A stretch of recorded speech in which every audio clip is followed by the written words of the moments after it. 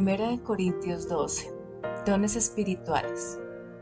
No quiero, hermanos, que ignoréis acerca de los dones espirituales. Nota: los corintios malinterpretaron la forma como el Espíritu Santo trabaja a través de la gente y abusaron en el empleo de los dones espirituales, considerándolos aparentemente como un fin en sí mismos. Particularmente interpretaron torcidamente el uso apropiado de hablar en lenguas, y ello trajo confusión frecuente a sus reuniones. Lo mismo ocurrió con el poder y las dádivas del Espíritu.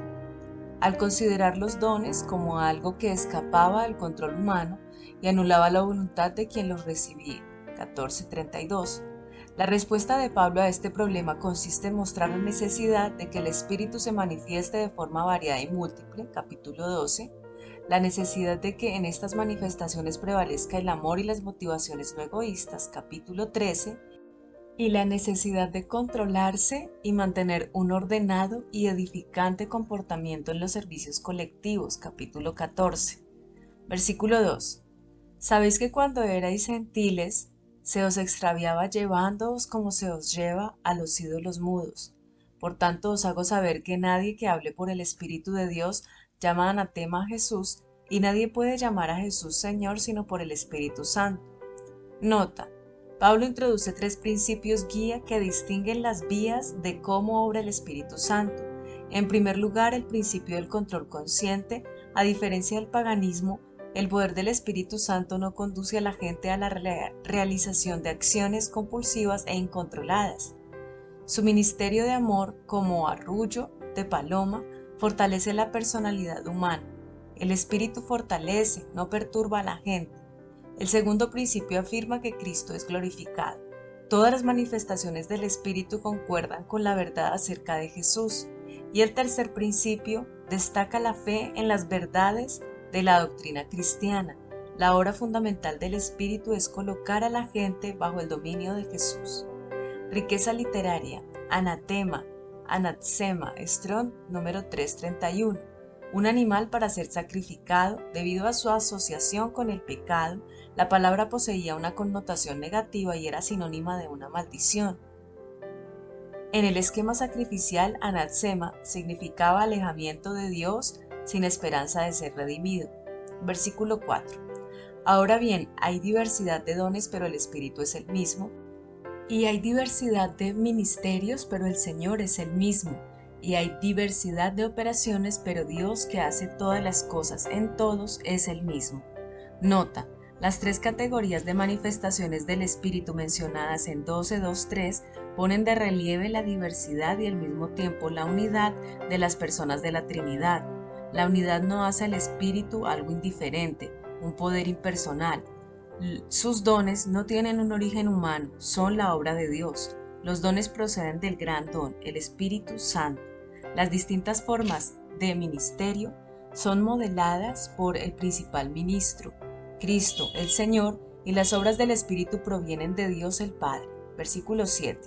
Pero a cada uno les dada la manifestación del Espíritu para provecho. Nota: Pablo identifica un don espiritual como una habilidad sobrenatural concedida por el Espíritu Santo a una persona, no como la exaltación de una habilidad natural. Así, cada don es una manifestación del Espíritu, esto es, una evidencia visible de su actividad. El Espíritu Santo derrama sus dones según su voluntad, de acuerdo con la ocasión, desde el punto de vista divino. Versículo 8. Porque a éste es dada por el Espíritu palabra de sabiduría, a otro palabra de ciencia según el mismo Espíritu, a otro fe por el mismo Espíritu, y a otro dones de sanidades por el mismo Espíritu, a otro el hacer milagros, a otro profecía, a otro discernimiento de espíritus, a otro diversos géneros de lenguas, y a otro interpretación de lenguas. Pero todas estas cosas las hace uno y el mismo Espíritu, repartiendo a cada uno en particular como Él quiere. Nota: estos 9 dones evidencian la variada distribución que requiere la plena manifestación del Espíritu. La palabra de sabiduría consiste en una expresión espiritual que brota en un momento determinado por el Espíritu, revelando de forma sobrenatural la mente, el propósito y las vías de Dios aplicadas a una situación específica.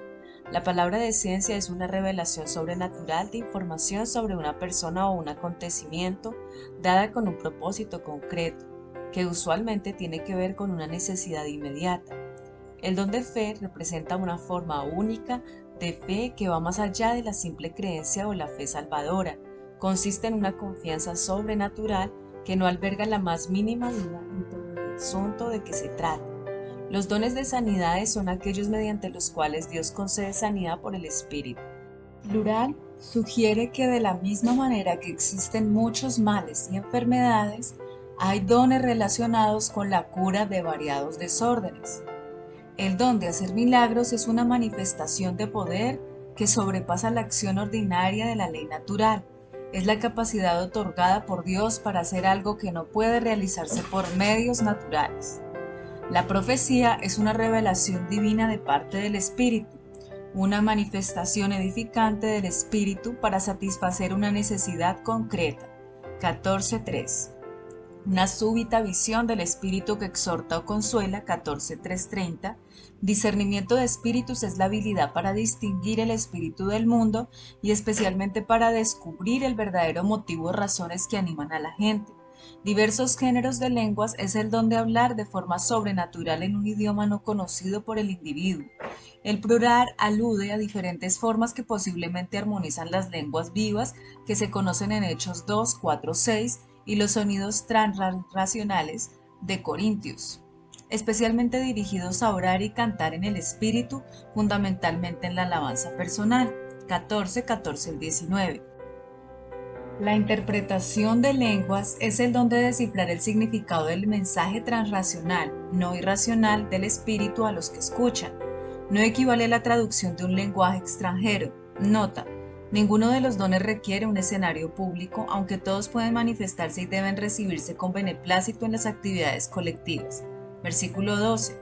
Porque así como el cuerpo es uno y tiene muchos miembros, pero todos los miembros del cuerpo, siendo muchos, son un solo cuerpo, así también Cristo. Nota: dinámica del reino. Todos los creyentes son miembros del cuerpo de Cristo, valor humano. El cuerpo humano es un organismo exquisito. Los científicos no lo pueden duplicar, así como tampoco pueden entenderlo plenamente. Es una síntesis de muchas partes que trabajan juntas en una comprensiva totalidad. Lo que afecta a una parte del cuerpo afecta a la totalidad. Cada miembro del cuerpo se relaciona con y depende de las otras partes del cuerpo. Cada parte contribuye al bienestar de todo el cuerpo, y así es también con respecto a todos los creyentes como miembros del cuerpo de Cristo. Debemos funcionar en el cuerpo de Cristo como las partes del cuerpo humano funcionan en él. La amputación de un brazo es un impedimento para todo el cuerpo. No hay ningún hermano en la fe del cual no necesitemos. La palabra cuerpo se relaciona con otra que significa sanar, preservar, ser restaurado. Esto muestra claramente cómo nuestras vidas están intrínsecamente unidas dentro del cuerpo de Cristo y cómo nuestro bienestar depende del bienestar de otros. Romanos 14:7. Dejemos que Cristo nos une estrechamente unos con otros en su iglesia. Hechos 17:26, Juan 13:34-35. Versículo 13. Porque por un solo espíritu fuimos todos bautizados en un cuerpo, sean judíos o griegos, sean esclavos o libres, y a todos se nos dio a beber de un mismo espíritu. Nota: Pablo sienta las bases del principio de la unidad dentro de la diversidad. El don del Espíritu Santo es la vida común de los cristianos, cuya dinámica es más rica que todas las otras realidades humanas. La fórmula gramatical griega que se usa aquí es similar a la de otros pasajes que hablan de ser bautizados con el Espíritu Santo. Véase Mateo 3:11, Marcos 1:8, Lucas 3:16, Juan 1:33, Hechos 1:5 y 11:16. Mientras que el bautismo del Espíritu alude a una realidad primaria para los creyentes, Pablo sigue recomendando la experiencia de llenarse del Espíritu, Efesios 5:18, lo cual incluye las manifestaciones relacionadas más arriba. Versículo 14. Además, el cuerpo no es un solo miembro, sino muchos. Si dijere el pie, porque no soy mano, no soy del cuerpo, por eso no será del cuerpo. Y si dijere la oreja, porque no soy ojo, no soy del cuerpo, por eso no será del cuerpo.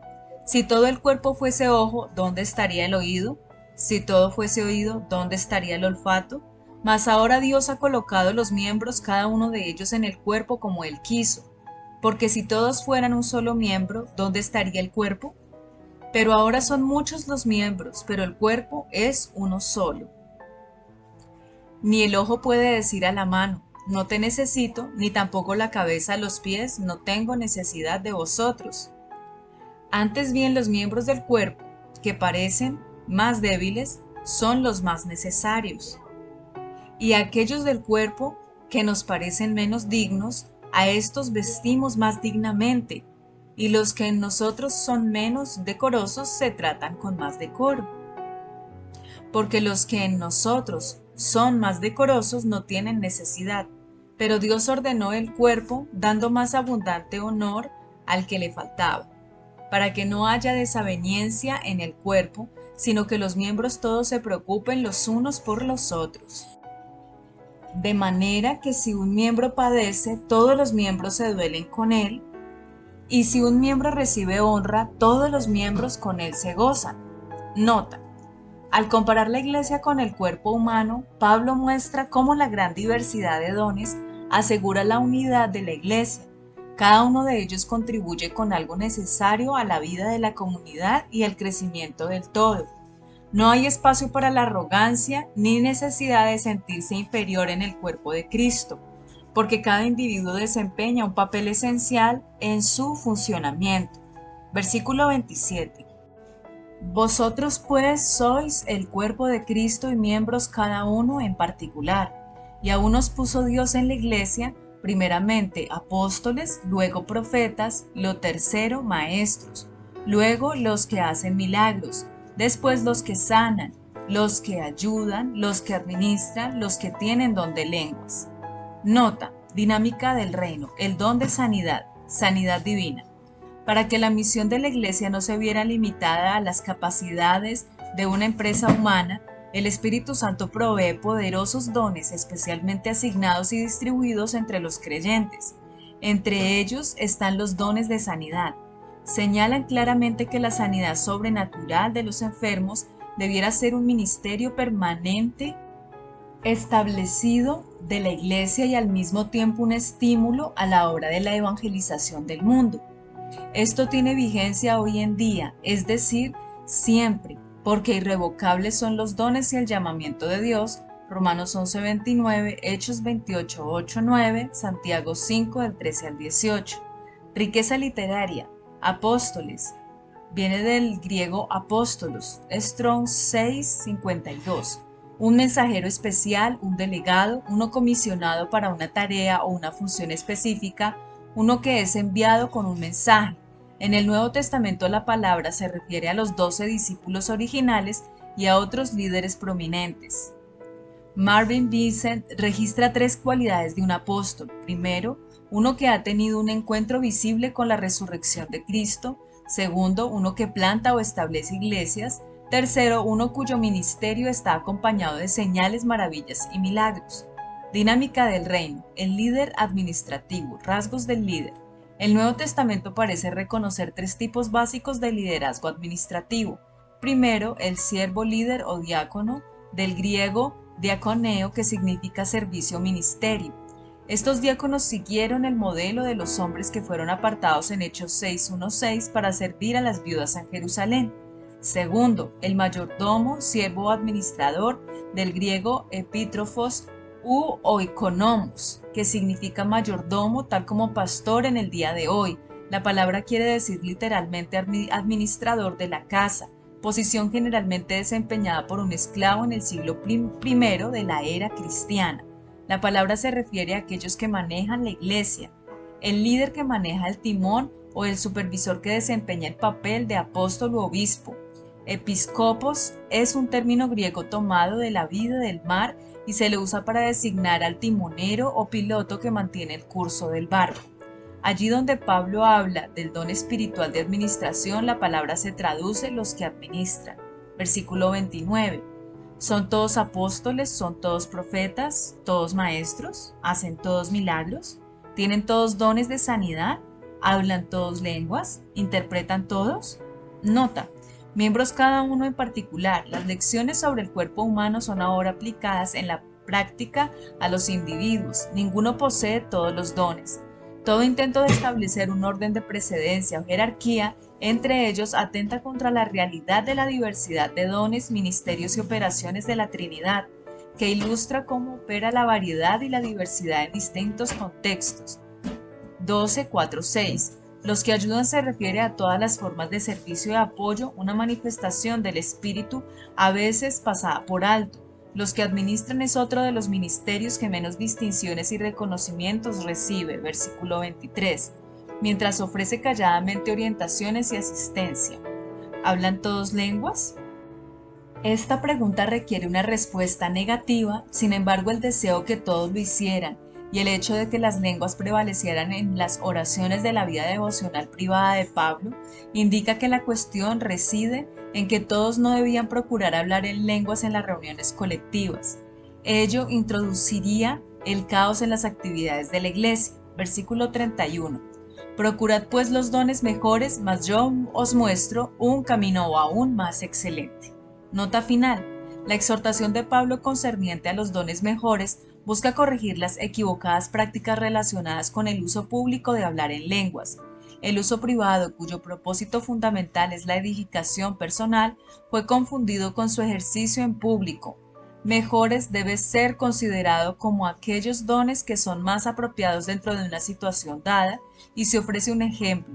La profecía es funcionalmente mejor que el hablar en lenguas en público debido a que edifica la iglesia, a menos que por supuesto éstas sean interpretadas.